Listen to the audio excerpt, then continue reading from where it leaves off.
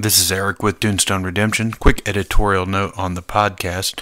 The documentary we will be reviewing next month is Leaving Neverland. I foolishly said Finding Neverland, which of course is a movie with Johnny Depp. So when you get to that piece, remember it is Leaving Neverland.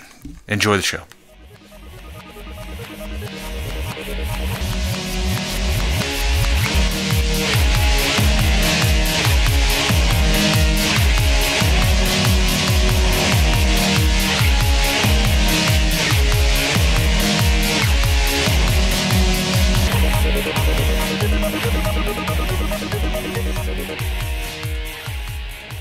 Welcome, you're listening to Dunestone Redemption, a podcast featuring three idiots talking about movies that probably no one will ever listen to.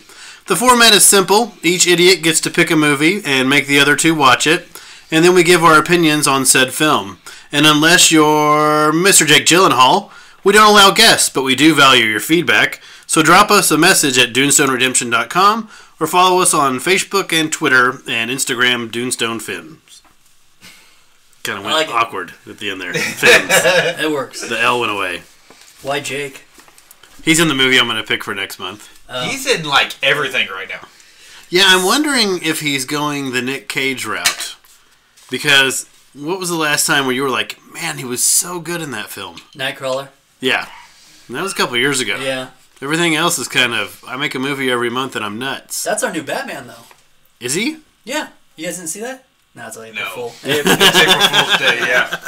No. I hate Facebook on April Fool's Day. It's so stupid. There were so many cool products I was trying to buy today that don't exist. Yeah. They had In-N-Out Sriracha sauce. I was like, nice. Yes. I'll take that. April Fools. Yeah, jerks. Mm-hmm. So what movie are we starting with? Who wants to go first? Doesn't matter. We've got three to pick from. Hereditary, Blindspotting, and Don't Worry, He Won't Get Far on Foot. I say we go counterclockwise. Which one of us will that be then? That'd be you. No. Dang it. We're going counterclockwise from you? Yeah, I'll go first. Okay. Okay. The film I chose was Don't Worry, He Won't Get Far on Foot. It was I would call it a dramedy. Mm-hmm. A dramedy is a good... It says biography on IMDb. Oh, that's cool. Yep. It stars Mr. Joaquin Phoenix as a kind of just a mess. The guy is a drunk. He's a jerk. He's an idiot. He gets into a car wreck with Jack Black, who plays his buddy, who's even more of a drunk mess idiot. Yeah. And kind of ends up paraplegic and finds a new life through drawing these cartoons, and actually becomes pretty famous from this life. Ends up in the New Yorker and all kinds of stuff on there. So I thought it was a really good film. I thought it was well acted. I really like Jonah Hill doing something different than I've seen him do before. Othie's laughing. I don't think he enjoyed Jonah Hill. I liked it. I thought he was really good in it. And I liked Joaquin Phoenix. I feel like he really disappeared into that role.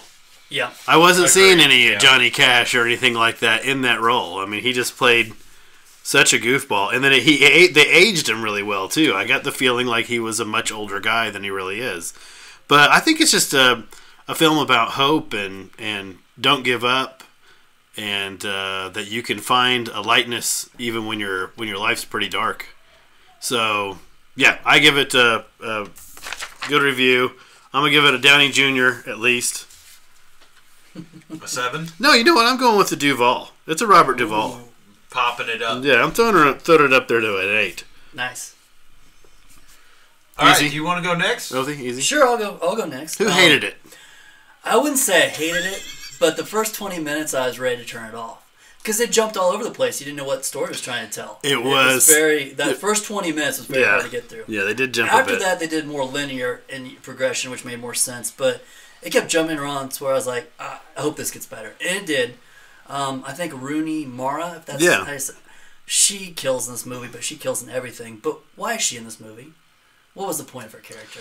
Well, it's based on a true story, so I think she's a real person. A real person. Okay. She's a real person. For the longest time, though, I wondered if she was a figment of his imagination. That's kind of what I thought too. Isn't that right? Because like he's just she come around at the best times of his. Yeah, he's just shattered. Yeah. In a hospital. Right. And she comes in. It's like, oh, hello, handsome man. It's like, what? So every time that Jonah Hill came on screen, I wanted to punch him. I wanted to punch him so hard. I hated his character, but I loved him. I loved some of the things that he said. Yeah. I hate the character. So, like, I'm not overly religious, but I love the idea of that God box. And a couple other things he said, like drink water, but how he went into other things, which I thought was great. It doesn't help. Yeah. It doesn't help. And he starts laughing. Drink lots of water. It doesn't help. But I wouldn't say this is an uplifting movie. But it's one of those movies, like, I could see if you see it at the right time in your life, you could gain some perspective.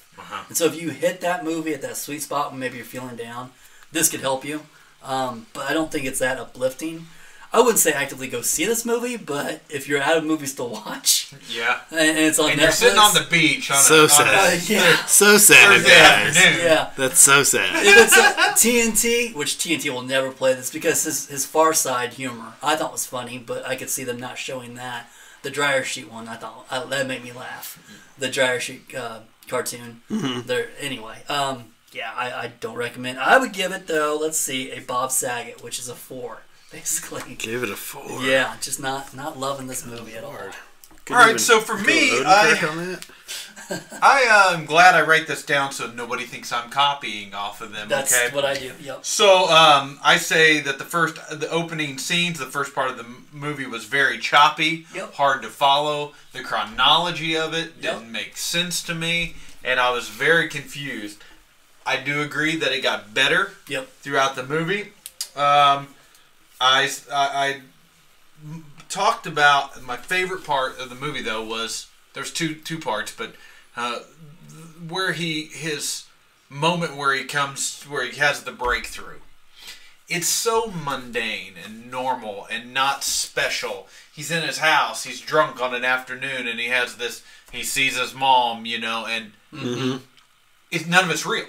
Right. But for him, it's the breakthrough, and I found that encouraging because it didn't have to be some, almost die event or anything like that. Sorry about the dog barking, but that's my cell phone. It's my ringtone. Nice ringtone. I say Jonah Hill's character was just too over the top. Thank you. With the God complex to really be likable. Yeah. I did not like it. The little piglets. Yeah. And I wrote down memorable quotes as why do you call them piglets? And he said, because they let me. I love that mentality. He has some great quotes. Yeah, the character you just hate. I hated it. Yeah. I hated what he was doing. I think he was taking on a lot, though. I mean, he was being the sober mentor to like 9 or 10 people at a time. Right. Knowing that he's barely keeping things together himself. He came off to me like a charismatic cult leader. Oh yeah, absolutely. Absolutely. This guy's psycho. But instead of leading a cult, he tried to help people find sobriety. Yep. And I like that he was just like, yeah, I'm super rich. Yeah. Don't you love that? Yep. Yeah. I said that I felt like the romance in it was forced. Yes. Like you said, it seemed like it was made up at first, and I'm going, is she really there? But I knew that when she left, that she was going to come back later and they were going to meet in the bookstore. I mean, because that's where everybody meets in all these romantic That's true. stupidity is a bookstore. So I didn't really buy any of that. My favorite scene, for real though, is when he confronts Dexter while he's cooking in the diner. Yeah. And it's like, life didn't get any better for this guy. And the whole scene about forgiving him was what did it for me in the movie. So, would I recommend the movie? I'm giving it a 6, which is a Bob Hoskins. Okay. I enjoyed parts of it. It wasn't my favorite thing I've watched lately, but I did enjoy it.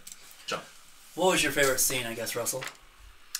That was probably one of my favorites too, is when he was meeting with Jack Black. But one of the ones at the end, like the final scene where he's Jonah Hill's character is sick, dying, probably not going to be able to mentor these people anymore. I kind of felt like he handed the reins over to him. You know, because the way that it ended, Yeah.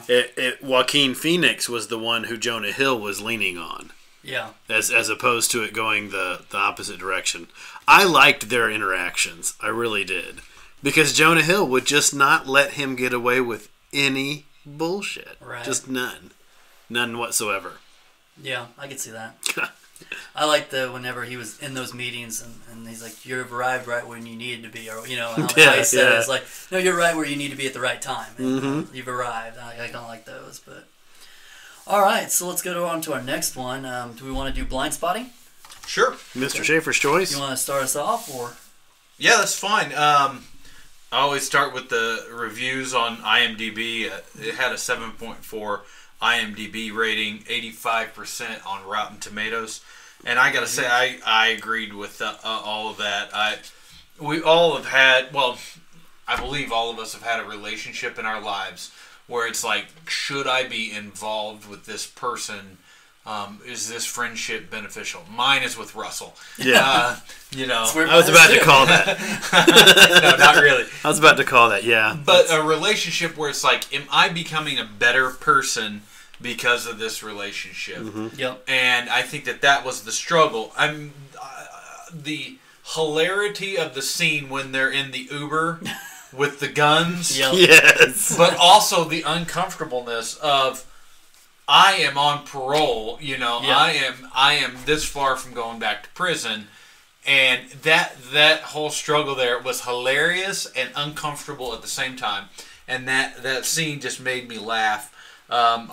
I felt I liked the Colin character, but he was definitely bringing this guy down. I enjoyed the way the story was told. Like, when you watch Ant-Man, where the guy's telling the story and it's happening while he's telling the story, and he's like, "Oh man," and the guy says, "Oh man." I enjoyed that part of them retelling the story of the fight that got him in prison. Yeah. So all of that was good. That was a cool part. I forgot about that. That was a cool Give part. us kind of a synopsis of to you, like what the film was about. The best scene about is the blind spotting scene where he's talking to the girlfriend. I don't remember her name. About when you look at this, can you see the other side? Once you see the vases. Can you see the faces? Yeah, vases and faces. And the whole story to me is about, can you be a different person? Can you really change and be something different? And if you do become that, can other people see you as that?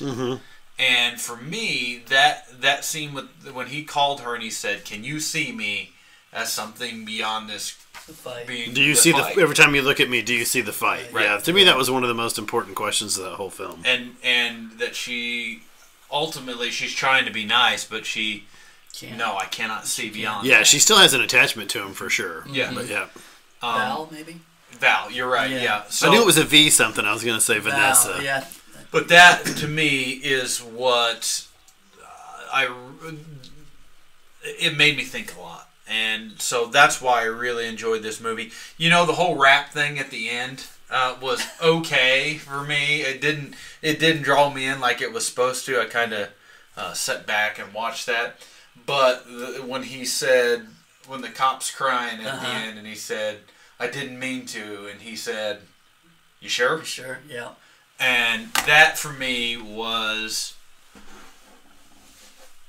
that tied the whole thing together and made the story, can you see beyond who you are? And so I really, really enjoyed this movie. Good. I rated a 9, which is a Robert Redford on our scale. That's pretty high. Yeah, I thoroughly enjoyed this and have recommended it. So that's mine. Cool. Well, I'll go because I just want to say this before I go, is that I'm also glad that I type all mine out. So, because a lot of what you just said is what I'm going to say too. I know this movie was just basically a different movie, a different take on race. But I enjoyed the take on the race that they played. It's listed as a comedy, but I felt this was definitely more of a drama. Now, it had some comedy elements, like the Uber and everything, but I didn't see it like that at all. Yeah, it's definitely not a comedy. Yeah. It's listed as comedy drama on I kind of like the dramedy. Maybe. I like how they were dealing also with the urban sprawl of Oakland becoming more hipsternized, and how they grew up in Old Town Oakland where it was gangster ridden. And Right. like my favorite scene is Miles, who Raphael Castle. Anyway, I thought he was awesome as Miles. Now you know that those two guys wrote this movie. I did not know that. That Oh, the makes more two main sense. characters? Did they grow up That's together? nice. They wrote both. Yeah, I don't know. They knew each other from before, and they wrote Okay. this together. So Because my favorite scene is when he's at the party, and he's like, I knew dude, you you don't have were to gonna act say like that. And he just flips a switch and goes crazy. And I'll show you. Yeah. Yeah. But then the fight between him and his friend about why can he call him one name, but he can't call it to him. I love that scene. That was so pivotal. I thought that was great. The green drink. I don't know why that was funny to me. Yeah, So Opie texted us a picture of green drink this week. They're So everywhere. The only part I didn't like is when the cop was killed, or they found the cop killer, and he started rapping about it. It took me out of the movie, but he did it so often in the other parts of the movie. I see where they were going with that. Right. But I just didn't like that. But I I love agree. the Uber scenes, and it was a good take. So I thought this was better than Black Klansman, which is Spike Lee's movie, as far as a race in today's world. Because there's less and less race. I mean, there really is. We're just, I don't know. this is more of a story about friendship than it was Yeah. about race to me.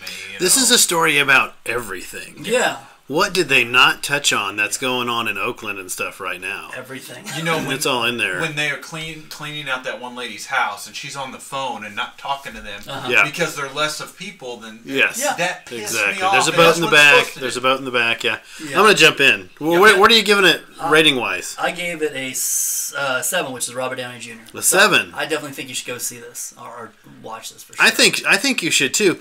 To me, this is every film Spike Lee should have made. You know what I mean? That's kinda I was what I like, wrote, finally, yeah. Spike Lee made a good film, and he had nothing to do with it. Didn't do anything. And that's, I mean, because it used the humor, but, you know, it dealt with friendship. Yep. It dealt with like Eric was saying, this guy makes me laugh, but he's kind of toxic. Is he worth keeping in my life? I'm not so sure. And they were two different races, so you had a lot of race issues going on. He saw the cop shoot an unarmed black man, but he was scared to say anything about it because he was on parole. Right. And so That's terrifying. he was afraid of getting his parole because he was out after curfew. Yeah. So he was so afraid of this curfew being on parole that he wouldn't even report a murder. Yeah. You know, and that ate on him the whole time. whole Yeah, when the he's rapping jogging part. and thinking about that. Yeah. Oh yeah. And I kept thinking this cop was going to come find him. Yeah. And he kind of did too during that film, and it just didn't turn out to be that way. It turned out to be a different film than I thought I was going to see. I thought it was really good. Really, Spike Lee, eat your heart out, buddy. Yeah, this Why should've did won. this not get more fanfare than it did? I don't know. Nominations or something. Yeah. Yeah, I just don't know with that. But no, it just touched on so many good spots. The rapping, if you watch during the movie, that's how those guys who are macho guys, which these guys were both very macho, somewhat hardcore, wearing grills and such. They don't talk about their feelings a lot, but when they're rapping, when they're picking up trash and stuff, they're rapping out exactly how they feel about life and stuff like that. That's why when he confronted that cop, all he could do was start spitting lyrics at him. Now, whatever. You know what I mean? It's like I saw the whole build up to it, and I kind of thought there was gonna be a rap throwdown or something in the end. Yeah, I guess I didn't. But in the end, these guys decided to stick together too. Yep. Yeah. He's going to stay friends with him, and it's like he said. I visited you all the time. Right. Well, the girlfriend thought he was visiting him because he felt guilty, but that wasn't the case. He visited him because that was his boy. Because it was his brother. He was taking care of his brother, and so it was really. I mean, gentrification, appropriation of culture, matching tattoos. Yep.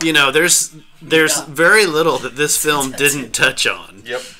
So I just think it deserves a much wider audience, and I thought the two main actors were pretty fantastic in it. And nobody ever I talked to about it has seen it. No, nobody has. It was kind of hard to find. Right. Yeah. I could only get it on Amazon, Prime. and it wasn't on Prime. Oh. Oh, No, really? I had to pay for it. Yeah, Right, it was that's what I'm saying, not Prime. $14. Oh. So yeah. So we all had to all shell out $14 on Amazon to watch this. which is unusual because normally we can find it on something, or at least $1.99 or something like that. Redbox, it wasn't even there. Yeah, so I think these poor guys got cheated out of a good distribution deal. How about their favorite restaurant becoming vegan? Yeah. That was so great. You're not quick out. Yeah. I'm gonna agree with Eric on this, and I'm gonna go with a Robert Redford. I looked at it backwards. I was gonna say Robert Schneider. You can do it. Oh, good. I'm glad you liked it too, because I was like, I really wanted to hear what you guys thought of it. Yeah. It's the best movie I've seen in a while. Of the three, that was my favorite. So that was a good pick. Absolutely. Sure. All right, well, let's move on to, I'll go with mine, which was Hereditary, which is basically the synopsis of this. It's a horror flick, but it deals with possession. There's a cult that they're trying to take possession and bring out this pagan king to having possess this little boy. Paimon, excuse me. And I recommended this just because on everyone's top 10 list, like the people we kind of listen to and follow, it was on there. So I'm like, I got to check this out. And this movie was bonkers. I mean, I watched this twice because it was so bonkers. Because there's so much things you miss the first time. And then I told Russell after I got done watching it, I watched YouTube's videos about it because there's so many things I missed. But that little girl was terrifying. Mm-hmm. And I remember seeing there was a scene where she dies and gets decapitated. And Russ texted me, and I was thinking the same thing. He's like, this is the point where Eric turns this movie off. No, I'm committed to watch whatever you guys tell me. But what a piece of shit this was. Okay, so you did not like it. Sorry. I'll come back to that. So I thought Toni Collette was great as the mother. Yes. Not knowing anything, going to the help people, and then she just got played. Mm-hmm. She got played and twisted so bad. If you think about it, that dinner table scene after the little girl's dead and the son and the mother go at each other, you keep thinking some horror element's going to happen. But it was so intense that you just couldn't take your eyes off the screen. That was like my favorite scene by far. I don't know. The second watch made it even better because there's so many things you miss. Like every time you're nuts. You watched this damn thing twice. I did. What the hell is wrong with you? What was the demon's name? Paimon. Every time he came into a new body, there was a light around him. And the symbolism of the doll houses that reflected into the real houses, and the ending where that's the manger, if you think about it, and the altar and everything. I don't know. I'm not much for that kind of scariness, but I really liked it. So if you're looking for a different horror flick that's not all about jump scares that they all do now, you got to check this one out. This had a few jumps. It definitely had a few jumps. So like when she's up on the ceiling and he sees her and you think, okay, there's going to be a big jump scare. No, he just starts running and she chases. There's not like, I kept waiting. I'm like, okay, it's coming from that side because I'm over here. Yeah. I never got like that jump scare. That really got me. But when they open the attic and they find the dead body and it's like, okay, something's going to pop somewhere and that never happened, but still I was so scared. I don't know. I loved it. And I'm sure that Russell probably went through a couple flannels watching it. So I would give this was a Downey Jr. for me as far as horror flicks. I gave it a 7. For God's sakes. Why do I do a podcast with you? You loved it, didn't you? Why don't you go? Because I'm interested. No, let's keep Eric in reserve. I'm going to go next. All right. I like horror films, and this one was pretty good. I do like it when they have more of a plot you're trying to figure out, a deeper meaning and things like that. And I think a lot of this stuff had double meanings and things like that. And this guy is definitely, it's a scary film. Yeah. I mean, he did a good job of, because a lot of times they'll make scary films, but they're not really scary. Yeah. But he did a good job of making a scary film that was legitimately scary. Toni Collette, you kind of want to just push her down the stairs at some point. You're like, come on, what are you doing? Get out of here. Just run away. What's wrong with these people? And Gabriel Byrne did good as the father who was just going to stay clueless the entire time. And very sweet. And not see, all this stuff that was going on. Right. It's creepy. It's creepy. Yeah. It's like, to me, it's always hard to judge a horror film. My favorite ones are the Insidious ones, and they just scare the crap out of me. Yeah. But I like the supernatural kind of perspective of those. The special effects on this one were great. So as a film, I'll probably give it a Hoskins. As a horror film, I would probably go with like a Duvall. Okay. So I would give it, as a film, I'm going to give it a 6, but as a horror film, I would give it an 8. So why do you think it was this year on somebody's top 10s list? What do you think put it there? Because it was on, we saw... I have a theory. So I don't know. I think it was just so different. It was so different than a lot of the horror films we've seen in a long time. That's true. Easy, you ready to dump? I say that I believe that horror movie fans could love a dog turd just simply because it's different. Yeah, that's I mean, the idea this was two different movies. Was it a drama or was it a horror? Because like the first half of it was a drama, and then all of a sudden they sneak in this figuring out what the hell's going on in the movie is non-existent because they don't give you any clue to what's really going on other than, hey, there's some Fruit Loop. Grandma was a little bit of a Fruit Loop, and there are some clues there, I guess, but but you're never figuring out what the hell's going on, and it completely goes in a different direction,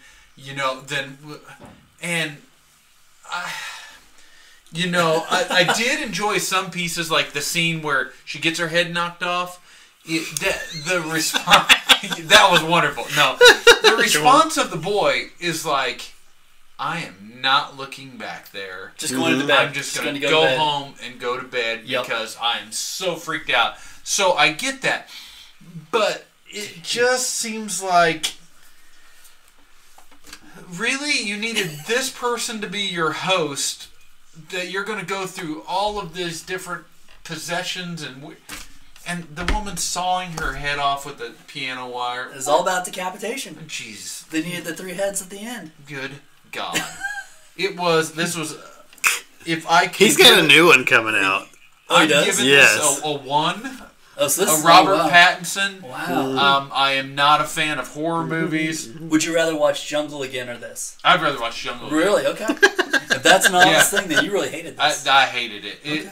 For me, it's just the lowest form of entertainment. I'm sorry, I know you guys love it. I love horror. It is the lowest form to try to scare me. I wasn't scared. That wasn't the whole thing about this movie. When the little boy, not the little boy, when he's in school and he looks over and sees himself smiling back at himself and then he freaks out, that didn't scare you? No, because it's not real, man. It's not real, but it's you know what's scary to me? Taxes. Well, yeah, those are death and taxes. Having to go to work tomorrow. That's what's scary to me. Yeah. So I hated it. So, okay, why do you think it was on so many top 10s? You had a theory. Because I think that just being in the realm of horror that gets the budget and the mainstream production of this, horror fans will support it just because they like the genre. See, I don't disagree, but at the same time, I love horror. I didn't hear about this movie still. We started looking into what we thought was a top 10 for last year. And that's when I heard about it. So, what's he coming out with next? It's called Midsommar, S-O-M-M-A-R. Summary, or what's that supposed to be? Says a young woman reluctantly joins her boyfriend on a summer trip where things quickly go awry. Wow. I think they end up going to like some kind of cult thing or something. I mean, it looks really... Oh, yeah. It's like a freaky Scandinavian cult land thing that just nothing looks good there. Real quick, what else has he directed? There was another horror flick that was kind of crazy that he did, right? The Strange Thing About the Johnsons. Maybe I'm thinking of someone else. He's directed something else that was And Munchausen. I'm way off then. He's only directed 4 films that's shown on IMDb. This one says comedy drama short, that other one, so... Okay.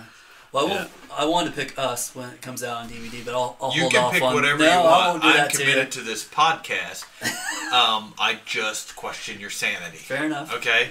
Most people do. So. I still haven't seen, Get Out. I haven't seen that. Oh, it's so good. That is good. It's good. Yeah, I haven't seen any of that, so... All right, well, since we just ended with mine, I'll go ahead and talk about my pick for next month. We're gonna review the documentary. Do you want to do that now? We'll do it later. Okay. Okay. So my pick for next month is Triple Frontier, which it stars Ben Affleck, and now I'm blanking on everyone else's names. All of a sudden. Oscar Isaacs, Charlie Hunnam. Yeah. Sons of Anarchy fella. The dude that played the Red Viper, he's so cool in that. Anyway, it has a huge cast. Viper. It's a Netflix movie. Just came out about a week ago, and basically they're military guys that decide to go outside the law and run a scam in, I think, South America. It's kind of the summer. They're going to rob a cartel. And see how things go. So, that's my pick. Easy, what about you? My recommendation is The Sisters Brothers. The Sisters The guy at work, I told him about it, and he said, the Sissy Bubbies. And I said, yeah, that's what I hope you remember it. Sissy Bubbies. It has John C. Reilly, Joaquin Phoenix, Jake Gyllenhaal in it.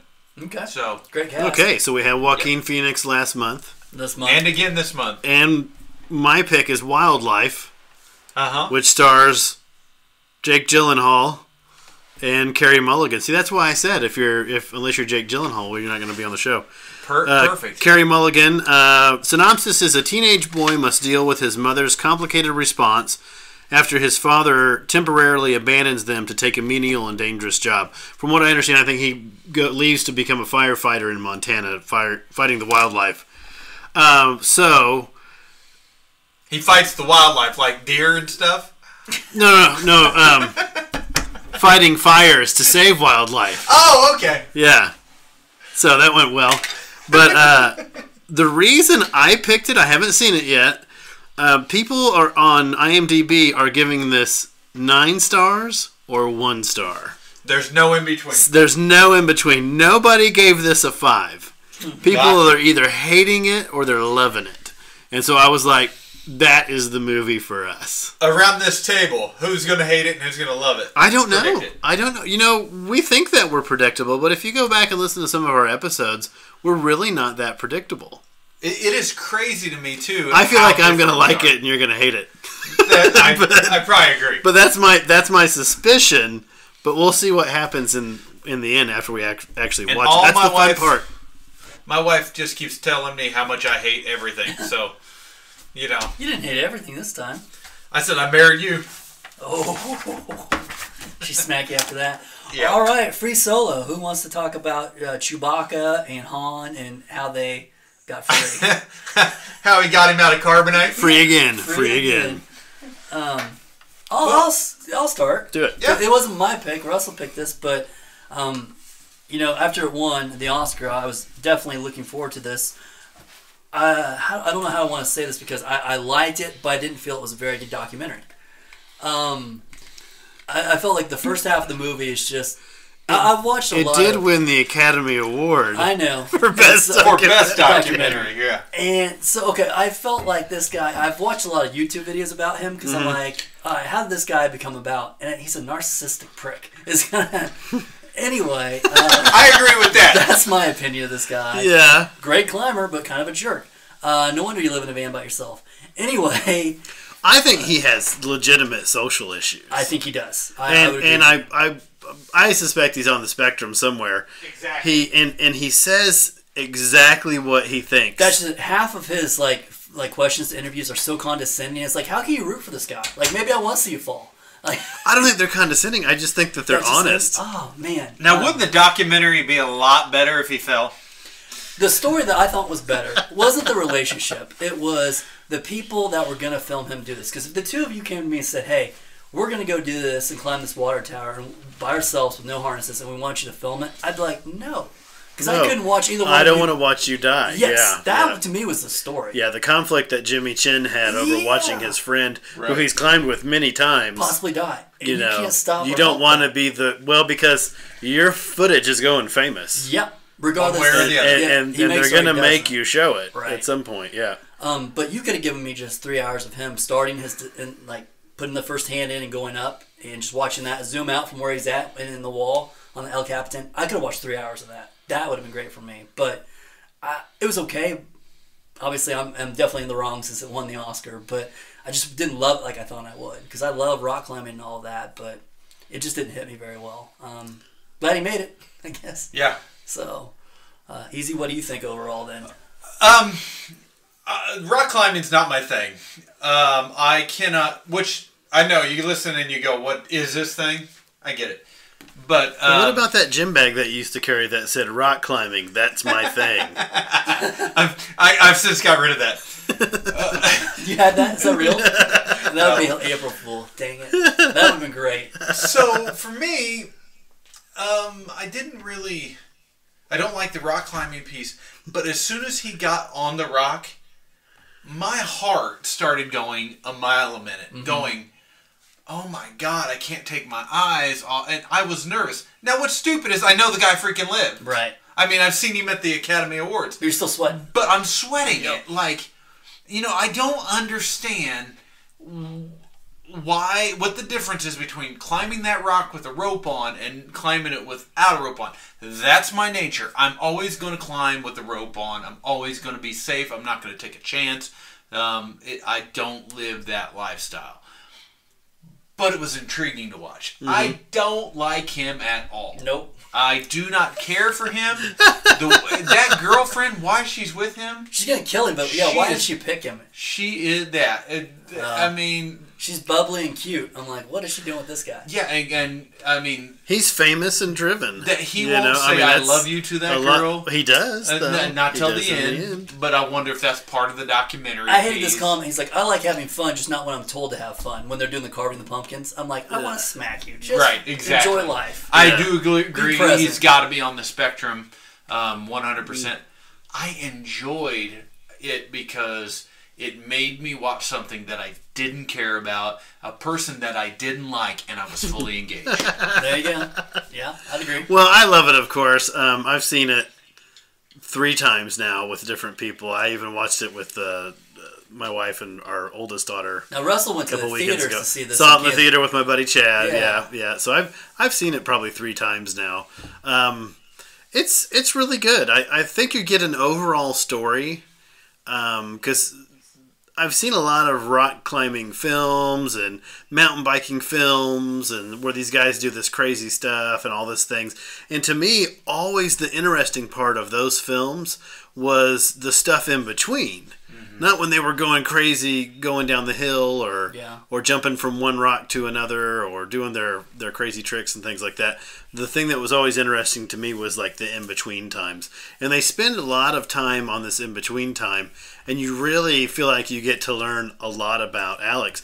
I doubt he's a guy that has many close friends. Right. I would think he's got a lot of good climbing partners that are really close friends, and other than that, you don't really exist to him. Well, even his close friends are like, why are you doing this? Why? Right. Like, that one that even climbed with him, helped set the route, was like, I can't believe he's doing this. I don't know why. I would never want to do this. And in his climbing journal, he was even writing about that. Yeah.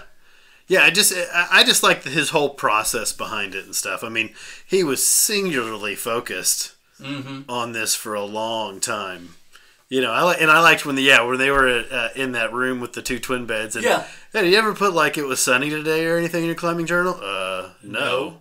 Like, this hold was bad. Why would you do that? Slippery when it was wet on this rock. And like, yeah. Well, he's just Sheldon on the mountain. He is Sheldon on the mountain. You know what I mean? Which everybody loves that character, but when you meet him in real life, you don't appreciate him so much. You know? Yeah, Sheldon's not so funny up close. Yeah. But, I just thought it was good. I liked the little bit of romance they had in there with him and this guy is probably going to be the worst boyfriend ever. Oh, yeah. And she's like, well, I'm just going to try to make something out of him, so. Unlike you, though, I thought she was going to kill him. I did too. He was very distracted, and I hope he doesn't try to top this. You don't have to be David Copperfield. What is there? He went to the Wolf's Jaw in Antarctica and did all that, so what is there next? I mean, what could he do? Yeah, I don't know, but I'm hoping he just does big climbs with friends and things like that, and kind of. I would say the best thing I liked about this, I've seen now other stories and like PBS specials about him, and there's better ones I think than this one that are shorter too, but focus on the climb that I like more. But I'm like you. What does he have left? Like, what's his next Everest? That's the scary thing with a guy like that is what would be. There was another PBS special with an old guy that he was the frontier guy of the free soloing. Like, it was his movement. And they video him, and he's picking a line. And he's like, "There's no way this guy should do it."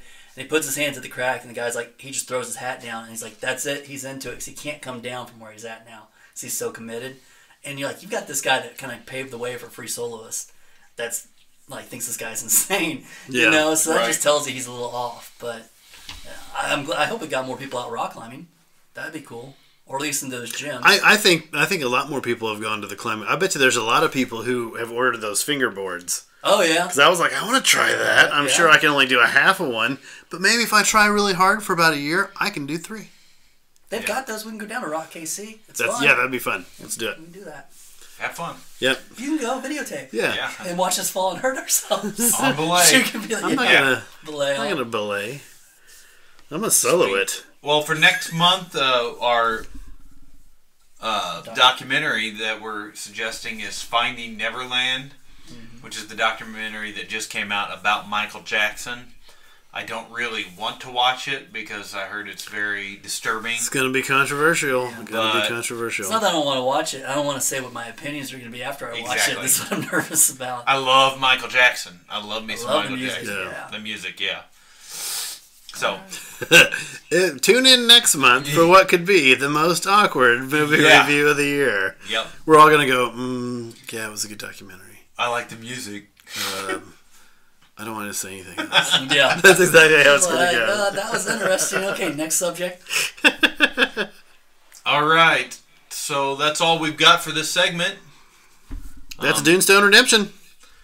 And Peace we'll out. talk at you later. Bye.